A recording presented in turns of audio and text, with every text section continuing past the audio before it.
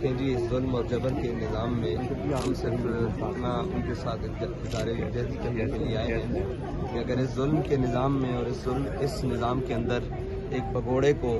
پاکستان کے اندر لا کر اس کو سرکاری افسران سلوٹ ماریں اور اس کی تمام ضمانتیں ہو سکتی ہیں، تو یہ جو لاپتہ افراد ہیں ان کا مسئلہ حل کیوں نہیں ہو سکتا؟ اس وقت جو وزیر اعظم ہیں وہ بھی بلوچستان سے ہیں، وزیر داخلہ جو ہیں وہ بھی بلوچستان سے ہیں.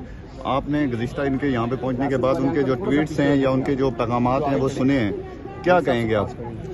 دیکھیں جی، ان کا تو کام ہے کہ وہ کسی بھی مسئلے کو ایسے پیش کرنا عالمی میڈیا کے سامنے اور قوم کے سامنے جیسے وہ مسئلہ ہے ہی نہیں، لیکن ہم یہ سمجھتے ہیں کہ ان کے حقیقی مسائل ہیں، ان کو حل کرنے کے لیے پاکستان کی ریاست کو، پاکستان کی حکومت کو اور تمام اداروں کو سیریس ہونا ہوگا. عدالتیں اس لیے بنی ہوئی ہیں کہ اگر کسی کے اندر کوئی ریاستی دہشت گردی میں یا کسی بھی چیز کے اندر انوالو ہے تو اس کو ایک پروسیجر ہے، اس کے تحت قانون کے تحت سزا دینی چاہیے. لیکن جس طرح سے یہ مائیں بہنیں بیٹیاں وہاں سے چل کے آئی ہیں، کتنے عرصے سے لوگ وہاں پہ لاپتہ ہو رہے ہیں،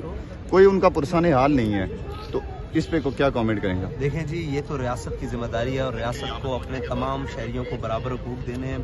اور ریاست کو وہ چاہے بلوچستان سے ہو، سندھ سے ہو، گلگت سے ہو، پنجاب سے ہو، لاہور سے ہو، کوئٹہ سے ہو، کہیں کا بھی شہری ہو، اس کے ساتھ ماں کی طرح سلوک کرنا ہے. یہ کہیں نہیں ریاست کے اندر اصول ہونا چاہیے کہ جو اسلام آباد کے شہری ہیں وہ زیادہ عزیز ہیں اور جو کوئٹہ کے ہیں یا بلوچستان کے دور دراز علاقوں سے ہیں یا سندھ کے ہیں یا گلگت بلتستان کہیں سے بھی ہیں، تو تمام کو برابری کے حقوق ملنے چاہیے اور ان کا یہ حق ہے کہ ان کی تمام چیزوں کو سنوائی دی جائے اور ان کے کیسوں کو عدالتوں میں لیا جائے. اگر وہ مجرم ہے تو انہیں اس برسر عام سزا دی جائے جس طرح کے پروسیجر ہے، اور اگر وہ مجرم نہیں ہے تو پھر ان کو رہا کیا جائے. بہت شکریہ، تھینک یو، بہت شکریہ.